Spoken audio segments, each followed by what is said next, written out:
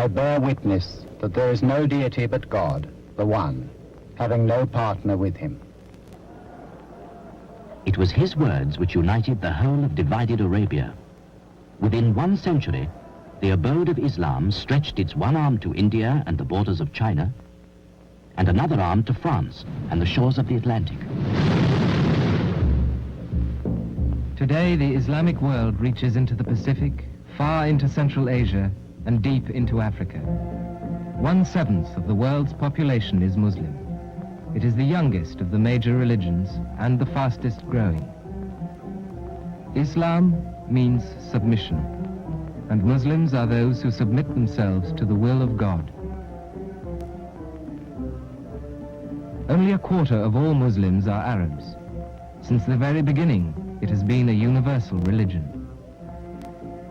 There is no superiority for an Arab over a non-Arab, and for a non-Arab over an Arab, nor for the white over the black, nor the black over the white, except in awareness of God.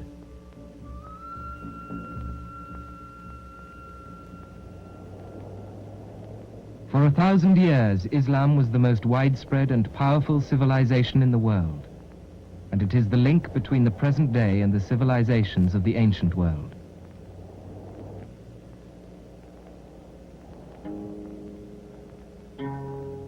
The huge spiral minarets at Samarra in Iraq echo the ziggurats, the ancient towers of Babylon, which preceded them.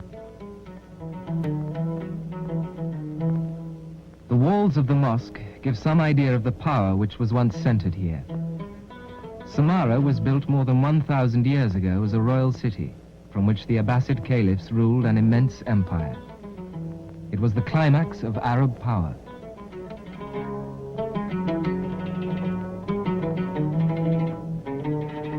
The palaces and gardens, the baths and schools and fortifications have vanished.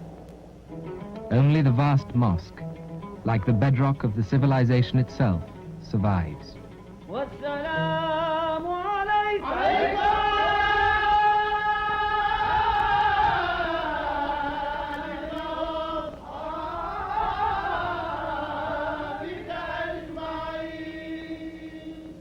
Arab power declined, but the civilization they had founded did not.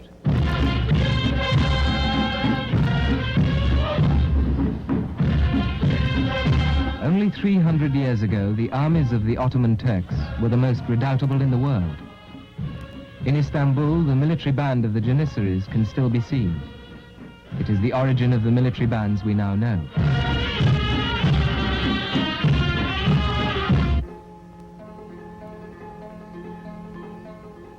Only 300 years ago, Islamic civilization flowered in Iran to produce one of the most brilliant and exquisite moments in human history.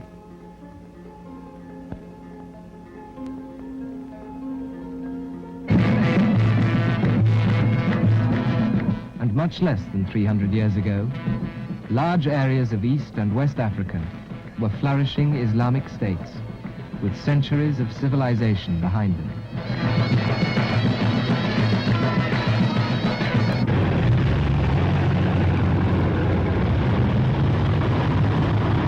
Much of the Islamic world now seems little more than an extension of the modern world. And indeed, there are some within the Islamic world itself who wish to see it in that way. This is the way vast numbers of good Muslims now live. But it is not the unique civilization which grew out of Islam. Once beautiful cities like Damascus strain under the huge influx of machinery and numbers. The modern world cuts its way through another way of life.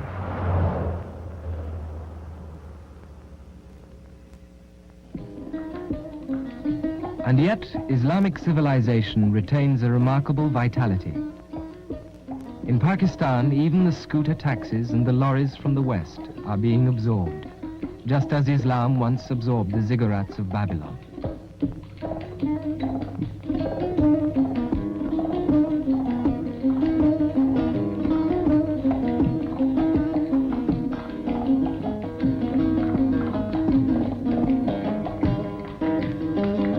Islam remains vital for many millions of people.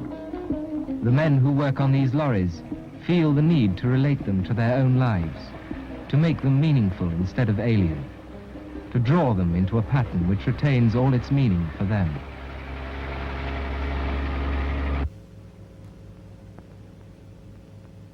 However great the material achievements, they are not the purpose of a traditional civilization such as Islam.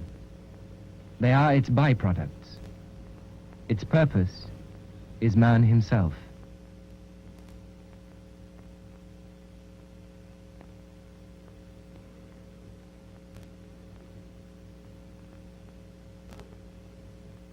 Man has come into the world for a particular task, and that is his purpose.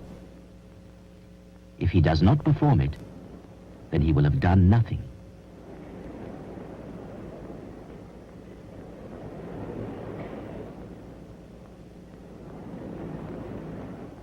Five times a day, the entire world of Islam turns towards a single center, Mecca.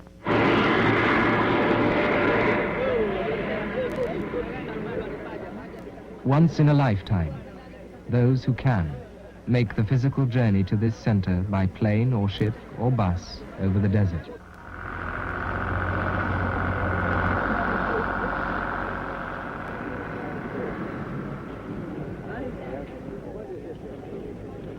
In the past, a pilgrim might walk for months from as far away as Morocco or India to reach the land where that revelation, which is the heart of Islam, was given.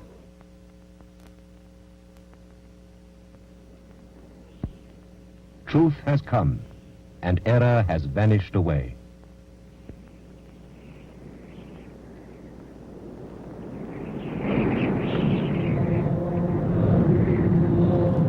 For Muslims, the Quran, the holy book of Islam, is a direct revelation, the word of God.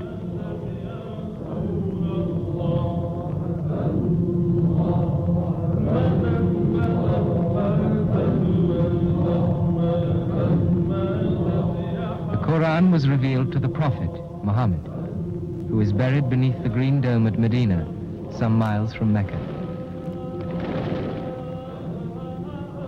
Muslims regard the Prophet with the deepest love and gratitude, but he has always remained for them a man and mortal.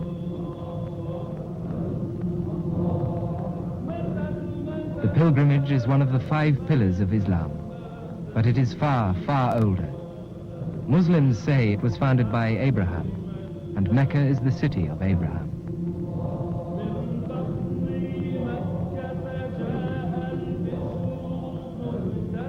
A manifest miracle is this safe city of Mecca, which can contain this vast host, a host such that were it brought into the greatest of cities could not be contained. It is described only by the true analogy of the ulama, that its enlargement for newcomers is like that of a womb for the growing child.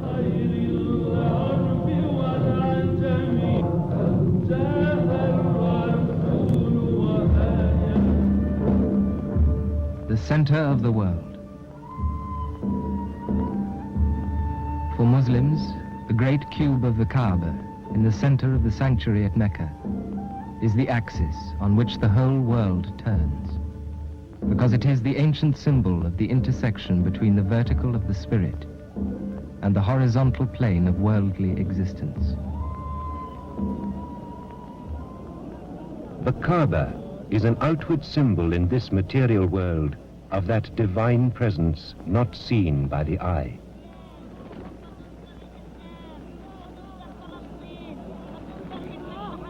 This is the object of the pilgrimage.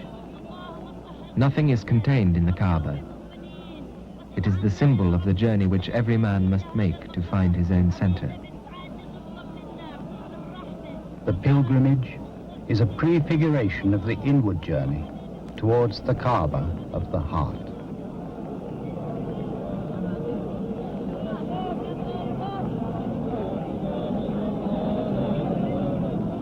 Each pilgrim circles the Kaaba 7 times.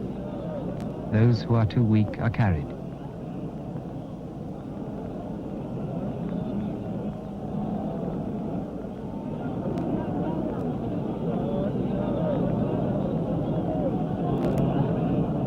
The Kaaba is a cube, a symbol of stability, because truth never changes. Islam does not deny earlier revelations, but confirms them and gives them final form. The divine truth has been revealed through the mediation of the prophets or the messengers at very different times to the most diverse peoples. The Quran is but the final confirmation, the seal of all these numerous revelations, the sequence of which goes back to Adam.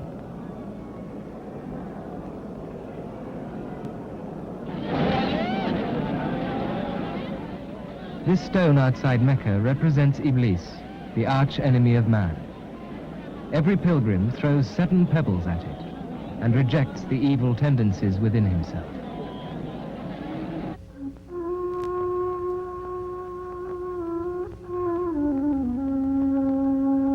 Unity and submission to the will of God are the central ideas of Islam. Unity both in the inner and in the outer life of human beings. Islam guides the whole life of men. There is no aspect which is not brought within the religion. It is the message of unity which echoes round the world.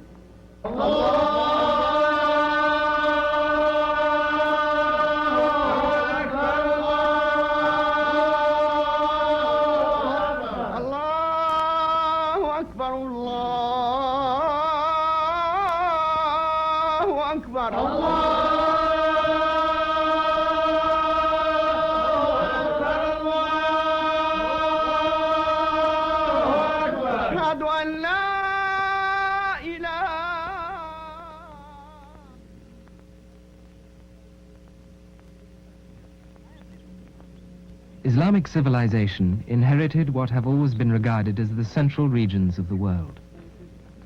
Just as Islam is the link between the ancient civilizations of the Middle East and the present day, so also it was the great bridge between East and West. Today, few caravans are left. Here, on the northern edge of the Sahara, is one of the few places they can still be found.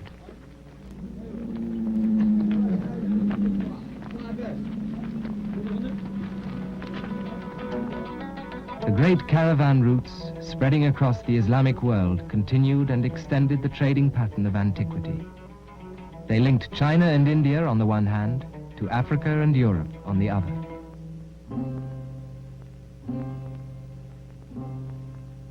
Across the highlands of Asia, along routes which today can be traveled only with great difficulty, huge quantities of precious goods passed regularly.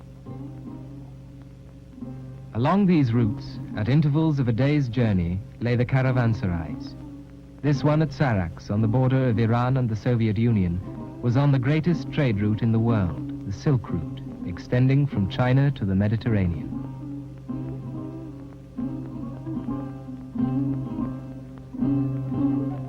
Here the caravans would rest, business would be done, prayers would be offered.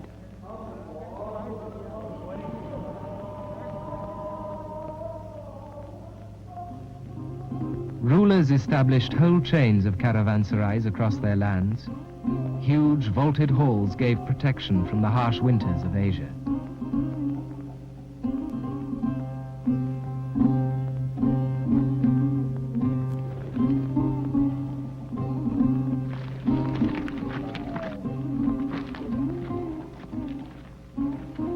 Ideas too traveled on these routes. In this way, Islam spread beyond the Sahara and deep into Africa.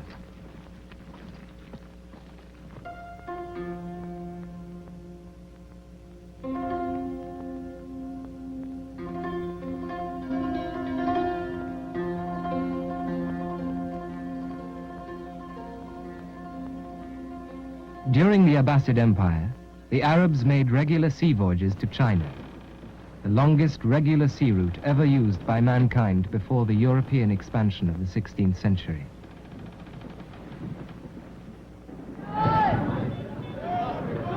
Dubai and other ports of the Arabian coast have a seafaring tradition at the very least 1,000 years old, and are still crowded with dhows which make their way under sail to India and East Africa.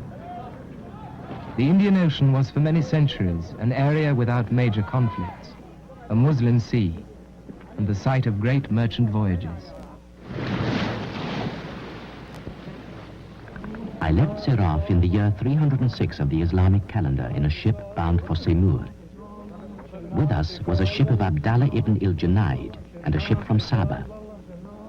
These three ships were extremely large and well known on the sea, with famous shipmasters of high repute and standing among seamen. Aboard the ships there were 1,200 men, merchants, shipmasters, sailors and others of diverse nationalities. The cargo of wealth and merchandise was of incalculable value. After 11 days sailing, we saw the outlines of the mountains and the features of the land of Sindar, Antana and Seymour. A network of Islamic sea routes spread all round the Indian Ocean. New regions were drawn into the pattern of world trade. A chain of flourishing towns was established all down the east coast of Africa, 500 years before the Portuguese arrived and destroyed them. And it was in the wake of trade, not conquest, that Islam spread to Indonesia, today the most populous Muslim country in the world. Ironically, it was the great Muslim navigator Ibn Majid who piloted Vasco da Gama from East Africa to India, and so brought about the ruin of Arab commerce.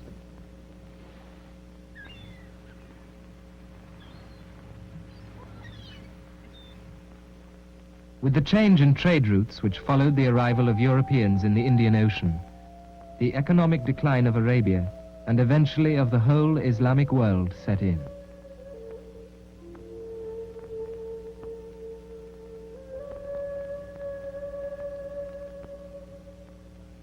The sap was drained from an entire economic system.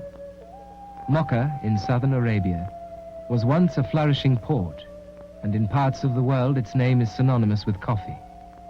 It has been completely bypassed.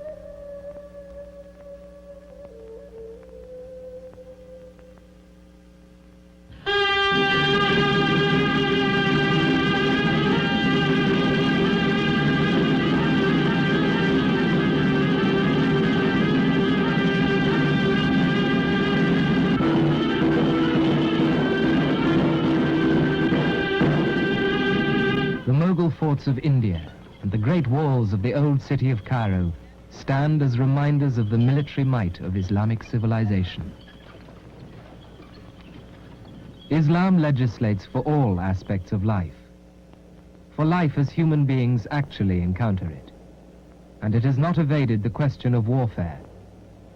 The guidelines it sets down are clear.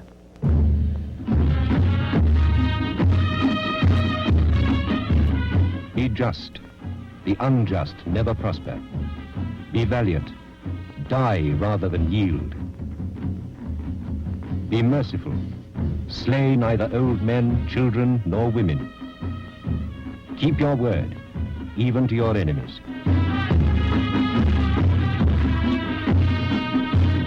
Let there be no compulsion in religion. The military band of the Janissaries still exists in Turkey. It could reduce foes to surrender even before battle was joined. The armies of Europe hastened to copy it.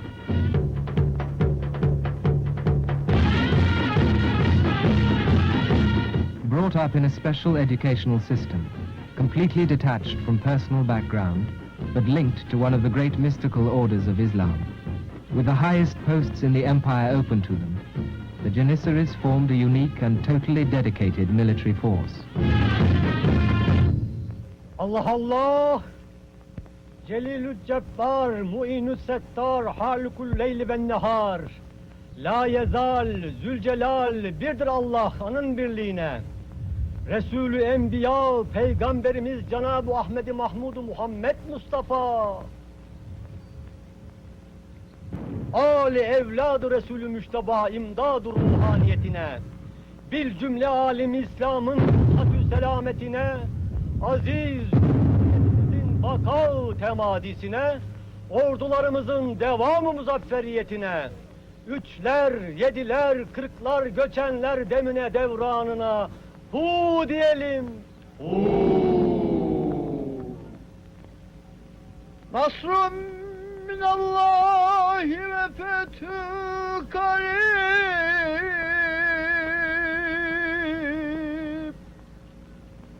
ve beşşiril müminin ya Muhammed.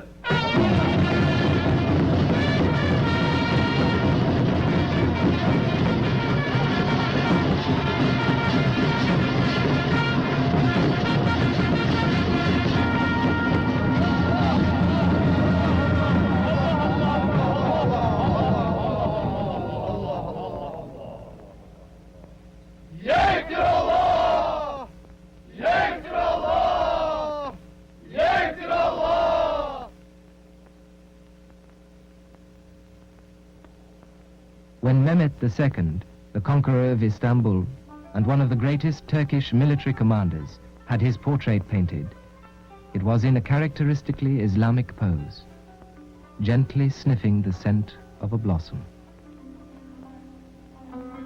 Babur, another great military leader and the founder of the Mughal dynasty in India, personally supervised the laying out of Islamic gardens wherever he went in India. Very probably he was their architect too.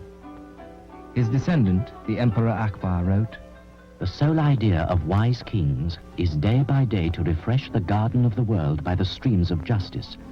And when an empire has been civilized by a wise and just ruler, the people thereof, small as well as great, sit in the shade of tranquility. The traditional Islamic house is built around a garden, a private and tranquil inner world. Such gardens are conscious anticipations of the paradise which Muslims believe is man's true home. The veiling of a woman has the same meaning. She too is an inner paradise. Precious.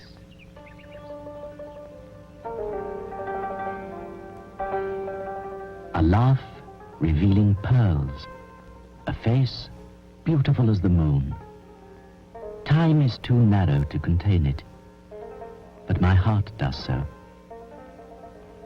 This dance is based on a famous incident at the Mughal court of India. Anarkali loved the Prince Salim. One day she saw the prince approaching, and she danced for him.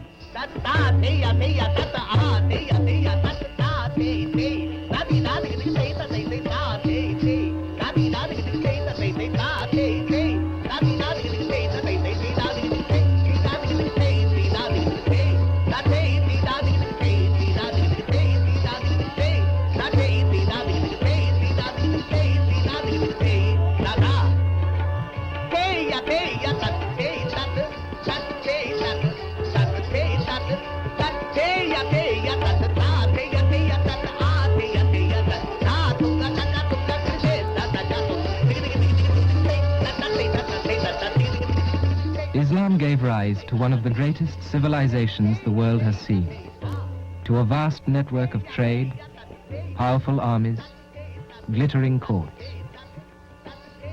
But like all true civilizations, its real empire was, and is still, in the hearts of men.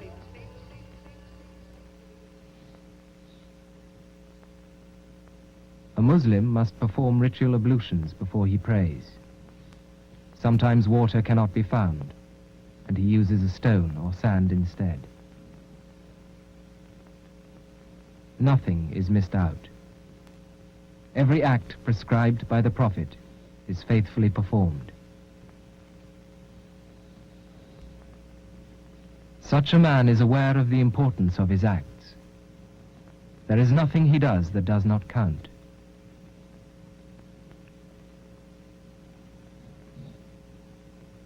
He has human dignity. It is on this dignity that civilizations are built. Adore God as if you see him. And if you do not see him, he nonetheless sees you.